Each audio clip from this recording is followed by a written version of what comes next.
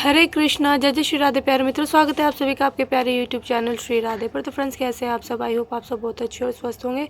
तो फ्रेंड्स, आप सामने नन्हे पार्थ, काका माधव और शालिग्राम जी, तुलसी महारानी, राधा रानी जी को देख रहे हैं। देखकर नमस्कार कीजिए। देखिए, आज सारे बच्चे कितने सुंदर लग रहे हैं। कितनी सुंदर सुंदर ड्रेसेस पहनी है सारे बच्चों ने, बहुत ही सुंदर लग रहे हैं।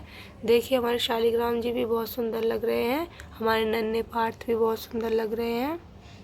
बहुत चटक कलर की ड्रेसेस पहनी आज सारे बच्चों ने। देखिए, हमारे काका माधव भी कितने प्यारे लग रहे हैं। तो चलिए फ्रेंड्स, आज है कार्तिक स्नान का 27वां जो है हम अध्याय पढ़ने जा रहे हैं। बोलो श्री हरि विष्णु भगवान की जय, लक्ष्मी मैया की जय, राधा रानी की जय, ठाकुर जी महाराज की जय, शालिग्राम जी महाराज की जय, तुलसी महारानी जी की जय। इस प्रकार वह राक्षस और पिशाचिनी दोनों घूमते फिरते नर्मदा नदी के किनारे एक वट वृक्ष के नीचे आकर ठहरे। उस वट वृक्ष पर गुरु का निंदक एक ब्रह्म राक्षस रहता था। उन दोनों को वहां पर आया हुआ देखकर वह कहने लगा कि अरे, तुम कौन हो? किस पाप से इस दशा को प्राप्त हुए हो? तब राजा ने अपना और पिशाचिनी का सारा वृत्तांत सुनाकर कहा कि अब आप अपना वृत्तांत कहिए, क्योंकि हम और आप आपस में आज से मित्र हो गए, इसलिए मित्र से कुछ भी छुपाना नहीं चाहिए। जो मित्र से छल कपट करता है वह पाप का भागी होता है। इसलिए अब आप भी अपना संपूर्ण वृत्तांत हमें सुनाइए। तब ब्रह्म राक्षस कहने लगा कि हे मित्र, मैं बंगत देश के प्रवीण सोमदत्त नाम वाला ब्राह्मण था। मैंने मद में आकर अपने को बड़ा भारी विद्वान मानकर गुरु का अपमान किया। उसी पाप के कारण मैं इस दशा को प्राप्त हुआ हूँ। मैंने इस योनि में आकर भूख से दुखित हो अनेक ब्राह्मण खा डाले। गुरु के अपमान के कारण ब्रह्म राक्षस की योनि प्राप्त होती है, यह मैंने भली प्रकार जान लिया। तब कलमश पाद से पूछा कि हे मित्र, गुरु की कोटि में कौन कौन आते हैं? यह सुन सोमदत्त ने कहा, वेदों को पढ़ने वाला, सुनाने वाला, नीति शास्त्र तथा वेदों की व्याख्या करने वाला, वेदों के संदेह को दूर करने वाला, भय से रक्षा करने वाला, अन्नदाता, शिक्षा देने वाला, बुरे कामों से रोकने वाला, ससुर, माता, पिता, ज्येष्ठ भ्राता, गर्भ से मरणोपरांत संस्कार कराने वाला तथा राजा, इन सबकी गुरु संज्ञा है। अतएव इन सब की वंदना करनी चाहिए। तब पुनः कलमशमात पूछने लगा कि तुमने अनेक गुरु कहे, इनमें से कोई बड़ा भी है या सब बराबर है? सोमदत्त कहने लगा कि हे मित्र, यद्यपि हम राक्षस हैं, साथ ही भूख और प्यास से दुखित भी हैं, मगर गुरु महिमा का वर्णन करने से निश्चय ही कल्याण होता है। यद्यपि सब गुरु बराबर है, फिर भी इस संबंध में शास्त्रों की व्याख्या सुनो।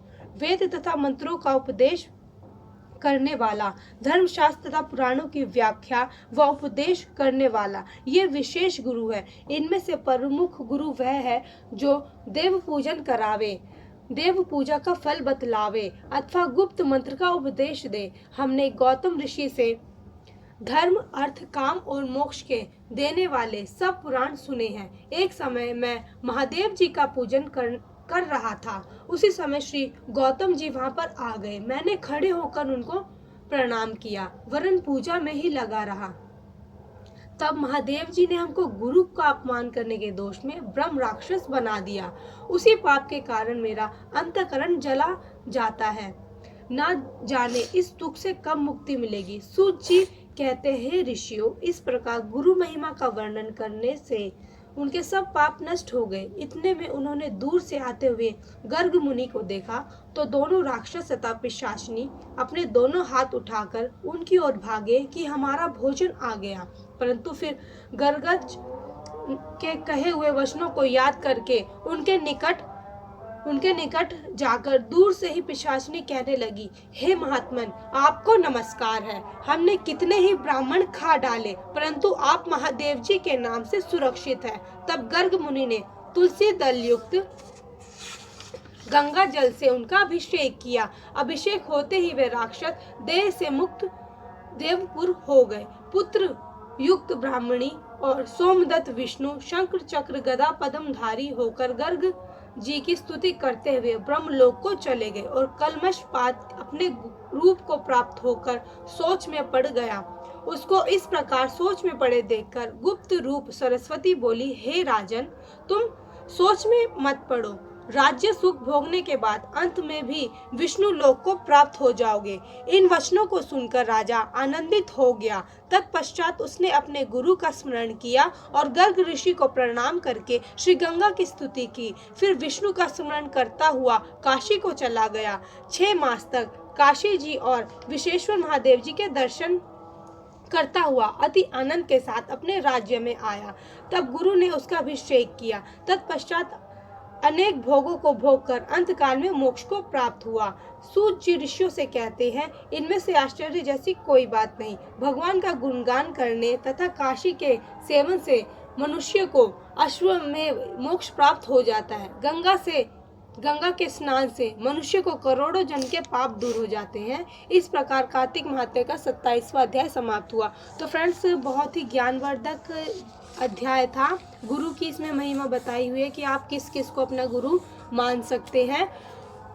तो फ्रेंड्स, चलिए अब हम जो है तुलसी महारानी जी की पूजा आचमन हम पहले ही कर चुके हैं। मंत्रोच्चारण से हमने तुलसी महारानी जी को जल भी अर्पण कर दिया है, पूजा आचमन कर दिया। अब हम जो है तुलसी महारानी जी की परिक्रमा करेंगे। उसके बाद सूर्य चंद्र को अर्घ्य देंगे। अगर आपको वीडियो पसंद आई हो तो वीडियो को लाइक कमेंट शेयर ज़रूर करना। चैनल को सब्सक्राइब करना, फ्रेंड्स एंड फैमिली में शेयर करना।